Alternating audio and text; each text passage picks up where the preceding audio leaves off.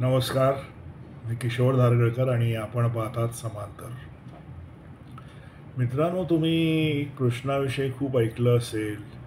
अनेक ठिकाणी उत्तरेमध्ये असेल, दक्षिणेमध्ये असेल, कृष्णाचं दर्शन त्याच्या मंदिरात जाऊन विविध ठिकाणी तुम्ही घेतलं असेल.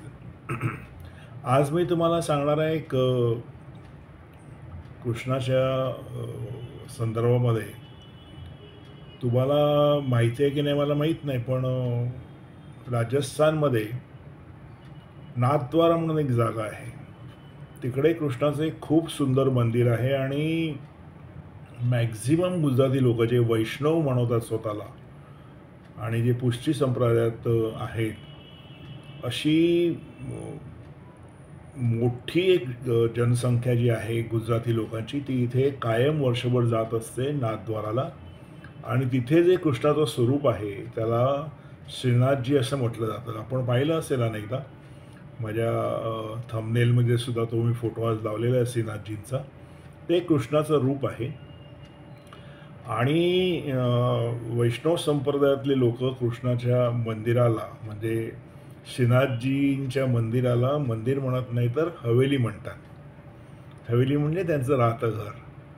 आणि तुम्ही जर नाथद्वाराला गेलात, अहमदाबादवरनं जाता येतं तिथे किंवा उदयपूरवरूनही जाता येतं, तर अतिशय सुंदर असं हे मंदिर आहे. प्राचीन आहे. असा नागमोडी रस्ता, छोट्या छोट्या गल्ल्या, खूप छान वाटतं.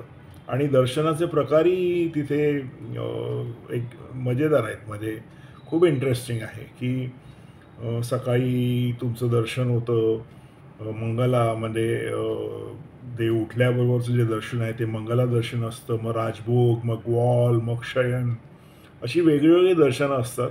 खूप इंटरेस्टिंग असतं तुम्ही कधी गेलात तर. आज मला हे आठवायचं कारण असं की आपण अनेकदा यूट्यूबवरती काही ना काही सर्च करत असतो आणि मला एक गाणं मिळालं, गुजराती भजन, जे गायलेलं आहे सचिन लिमये नावाच्या मराठी मुलाने. अतिशय सुंदर गायलं आहे. त्याची मी लिंक जी आहे तुम्हाला डिस्क्रिप्शनमध्ये देईनच.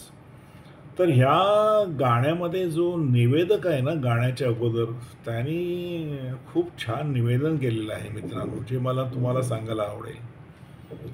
त्यांनी असं म्हटलेलं आहे की आता जो काळ चालू आहे तो जे कलियुग आहे त्याचा मध्यान्ह चालू आहे.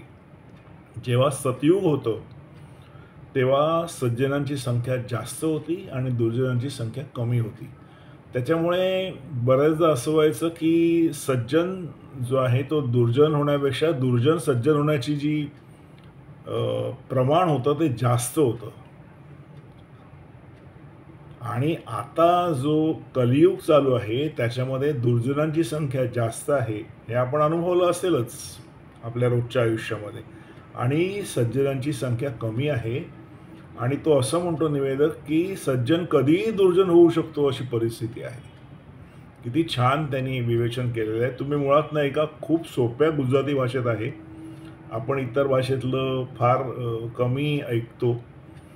मला एवढंच सांगायचं आहे की त्याच्यातनं बोध घेण्याची गरज अशी आहे की आत्ताचं जे आपलं जीवन आहे ना ते मित्रांनो इतक्या खाचखळग्याने भरलेलं आहे. इतके मोह आपल्या प्रत्येकाच्या आयुष्यामध्ये ठायी ठायी उभे आहेत. अशावेळी तुमच्यातला जो सज्जन आहे ना तो मरून देऊ नका. आणि तुमच्यातला जो दुर्जन आहे त्याला कुठल्याही परिस्थितीमध्ये जागं करून देऊ नका. हे दाखवणारं आणि हे सांगणारं असं हे भजन आहे आणि त्याचं निवेदन आहे. तुम्ही मुद्दामून ऐका. हे सांगण्याकरता मी आज हा व्हिडिओ केला. जय श्री कृष्ण. आपल्याला व्हिडिओ आवडला तर लाईक करा, शेअर करा, माझ्या चॅनलला सबस्क्राईब करा. धन्यवाद.